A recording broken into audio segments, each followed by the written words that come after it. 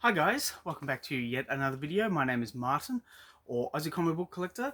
What I do on this channel is what I usually do on the channel is I show off 4 books from random and I end on a key issue. I also show off books that you don't necessarily see on a lot of other channels, a lot more successful channels, admittedly. I like to show off books that, yeah, you never really see. But this video is going to be a little bit different.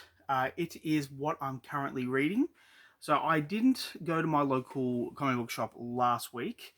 I went there on Wednesday. It's now, yeah, it's Thursday night. So I was there yesterday. Oh my God, my brain is just mush at the moment. It has been stinking hot here in Melbourne and then nicely cold and back and forth, back and forth. But yeah, but anyhow, I've got a lot of books to get through, 21 in fact. So my local is All Star Comics, which is in Queen Street in Melbourne. I've been shopping there for, well, they're going on 13 years now, and I have shopped there since the start, and I will continue to shop there because every time I go, uh, it's just a lot of fun. I love the people who work there. I love the setup. And they've got a whole lot of back issues that I just kind of have a bit of a look through. They've got a couple of books in glass cabinets, which are always nice to look at. Yeah, they're the key issues. But before I show off the books I've got, I just want to ask, what is your local? Actually, yeah, what's your local comic book shop? If you can put down in the comments down below, even tag them in, and just give them a shout out. I'd appreciate it because I think what we should really do as a community is shout out our local comic book shops. Because these guys and girls, they're going in every day and they're bringing you the products that you love, and they have the love for the books as much as you do. So yeah, let's give these guys a bit of a shout out. And look, I know I'm only a small comic book YouTuber, but yeah, if we could get this going, like maybe we could call it like local comic book store shout out. Who knows? Someone smarter than me will come up with a better catchphrase, I'm sure. But yeah, anyhow, my one is All Star Comics in Melbourne. Now, the first book I'm going to show off is issue 11 of The Avengers, written by Jed MacKay. I'm really enjoying this series. I came in at the tail end of Jason Aaron's run, which was a bit weird.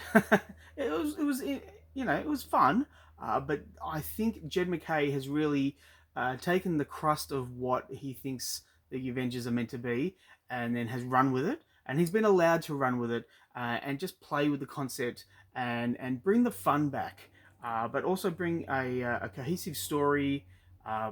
This is how I remember the Avengers to be. So I'm very happy to pick this series up yet again. And so, yeah, issue 11. Now, the next one I'm going to show off is Avengers Twilight, book 3 by Chip Zdarsky. Now, the first issue was good. The second issue was good. I imagine, yeah, I'm thinking I might read this tonight. And you know what? I think it might be good. Look, I bought it. Look, first off, the first issue was a cover buy. I saw that picture of old Captain America, and I thought, yeah, this is something I've got to jump on. And then you had Iron Man. Now we have Miss Marvel here. But the story itself is actually quite interesting. I won't give any spoilers away, but I am enjoying this. Now, the next issue I'm going to show off is Basic Instinct, issue 3. Now, I don't know if this is an ongoing or if it's a mini-series, and if it's a mini-series, I don't even know how long it's going to be going for. It's really only just gotten into the story with the murders. And then Catherine Tremell she only really appeared at the end of the first issue, and then obviously the second issue is in it. So I'm intrigued to see where this is going to be going. Now, the next issue is Blue Beetle issue 7. And have a look at how many people are involved in this book. Let's see, 1, 2, 3, 4, 5, 6, 7, 8, 9, 10, 11 people. But we've got, look, Howard Porter, we've got Cully Humner, we've got Scott Collins. Wow, okay, I cannot wait to read this. Got some fun talent on this book. Yeah, so let's have a look. I just want to have a quick look. Can I see? Oh, look, look. Hey, we've even got Ultra Boy there. One of my favorite Legion characters. Yeah, this looks like it's going to be a fun read. Oh, I got Captain Adam. Oh, yeah. All right. Okay. I think that's going to go on the top of my pile tonight. Okay. Now, not to drop down from such a high, but we have issue 2 of Cable. Um, I'm sorry, Marvel, you dropped the ball with the first issue. I was really, really hoping for something great, but it's just mediocre. Um, yeah, I don't get it. You know, you got this guy who's jumping through time. He's trying to stop Apocalypse. He's trying to stop the world changing, and then you get bogged down with these supporting characters that don't mean anything, and they're not there for people who want to read Cable. And now you got this issue. You got Grey Gargoyle in there. Okay, look, I was excited because it had Nate Gray in the solicitations, but I don't remember Nate Gray having his left arm cut off, and I don't remember Nate Gray having the scars on his face like Cable does. If someone can tell me in the comments below when did that happen to Nate, I would be very appreciative because yeah, Nate Gray was like a fresh-faced little boy with telekinetic powers. All right, now Detective Comics 411, the facsimile edition. I bought the original at the start of the year, so I have the original back at home, and now I have this copy, so I can leave the original aside, maybe, you know, box it up, board it up, protect it, and I can just use this as a reader copy. But I'm very happy to have this. I will also ask, are you a fan of the facsimile editions? Do you collect them or do you discard them? I would be interested because you know, I don't buy all of them, but the ones that I am interested, I will pick them up. So we have Doctor Strange issue 13, and I can see Pascal Ferry is back on art duties, which is nice because I am a Pascal Ferry art appreciative. What's the word I'm looking for? Aficionado. uh, but I will say this series I don't want to say it's lagging, but it's there's a fear of it lagging. Jed MacKay kind of needs to, I don't know, get the concept and just have more fun with it. There, that's the word I'm looking for. Just have more fun, mate. You'll do right. Just enjoy the concept, enjoy the premise. Okay, now a book I am really enjoying. Green Lantern issue 9. Okay. Wow. Jeremy Adams, I tell you what, he should be a star right now. DC should just say, okay, mate, you're locked in. You're going to be working for DC for the next 15 years because he did a run on the Flash, which was just great. It was just great. And then I knew going in with issue 1 of Green Lantern that it was going to be phenomenal. The only kicker, the only thing that kind of pisses me off is the price point. If this was a $3.99 book, I would just be like, you know, shouting the praises. But they persist in having backup stories which either are crap or don't mean anything. But this one's got Jessica Cruz in it, so yeah, it could be good. But I'm here for the main story. Now, this issue I'm going to show off, Looney Tunes issue 277. This is for my son. So Peter, it's a long wait because it comes out every second month. But I'm going to take this home and give it to you, and you can have a bit of a read of Looney Tunes. So there you go, mate. All right, now Punisher issue 4. This was meant to be an ongoing series. It was cut short. I think the sales tanked. But what I really feel has happened is that, what's his name? Gary Papose? Is it Gary Papose? David Papose. David Papose was lined up to do the Punisher, and then Marvel said, we have to kill Frank. We have to get rid of Frank, but we've already lined up David on this book, so let's just bring it out, and where every word of, or where every time we say Frank Castle, we have Joe Garrison instead, and we'll just alter the art slightly.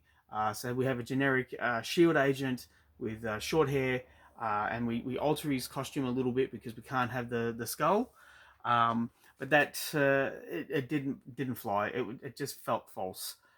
And now in the latest in the latest solicitations, there's a series with Grant Morrison and I forget who was on art, but it's called Get Fury, and it's Frank Castle trying to kill Nick Fury, and holy crap, I am keen on this series.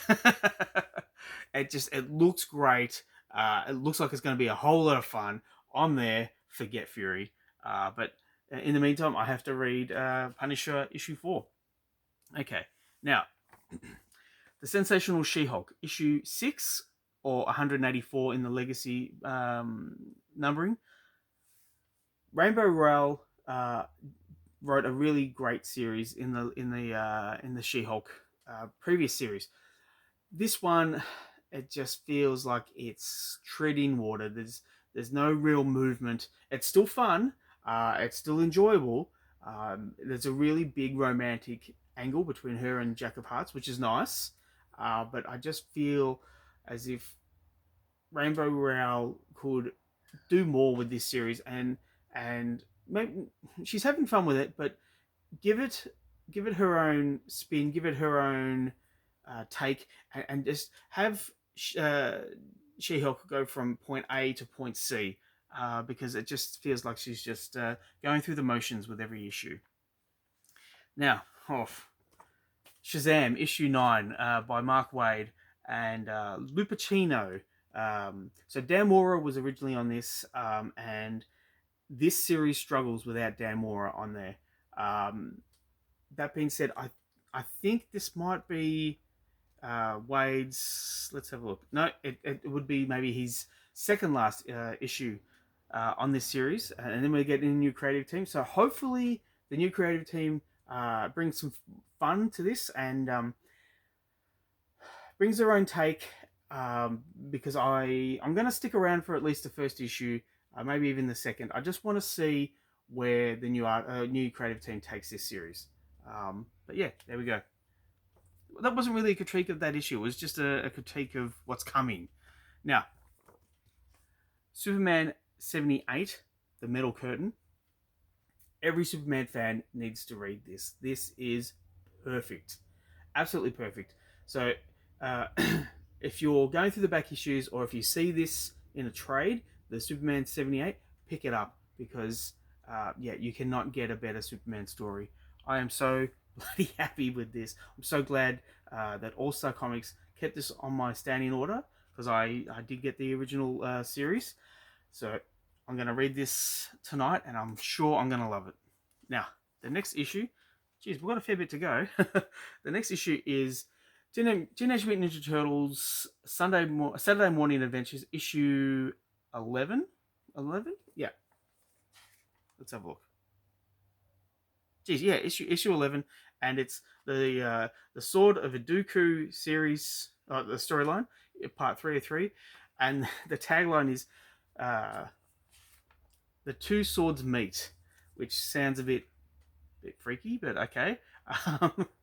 If you're a fan of the cartoon series, which I am, this will be right up your alley.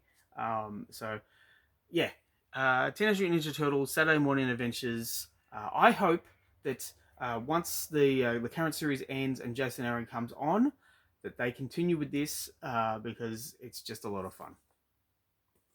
Okay, now this book was on the FOMO last week. It was on all the comic book channels, and I pre-ordered it, and also had it for me. It's Ultimate X-Men issue 1.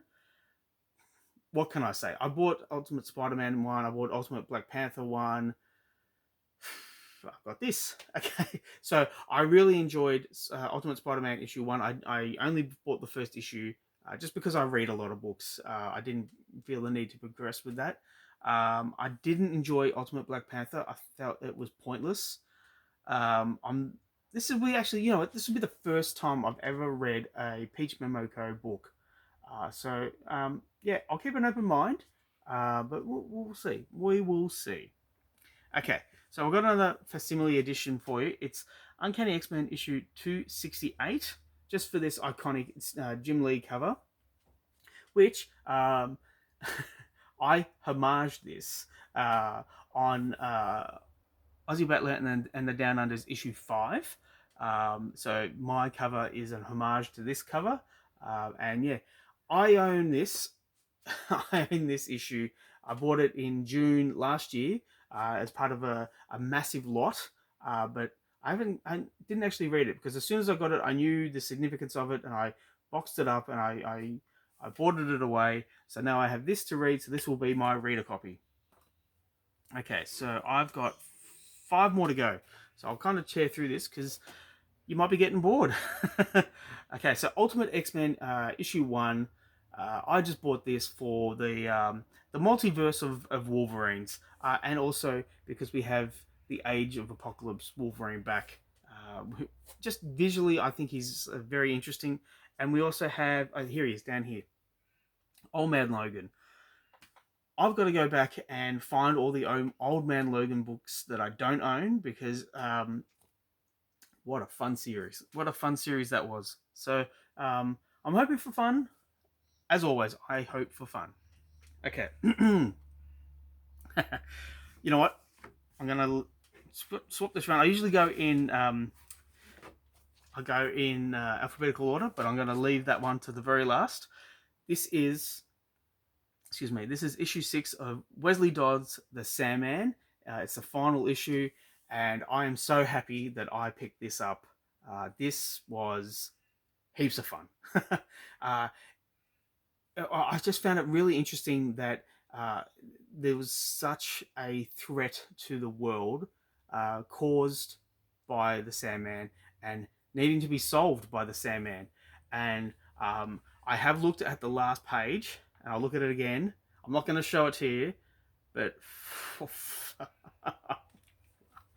wow.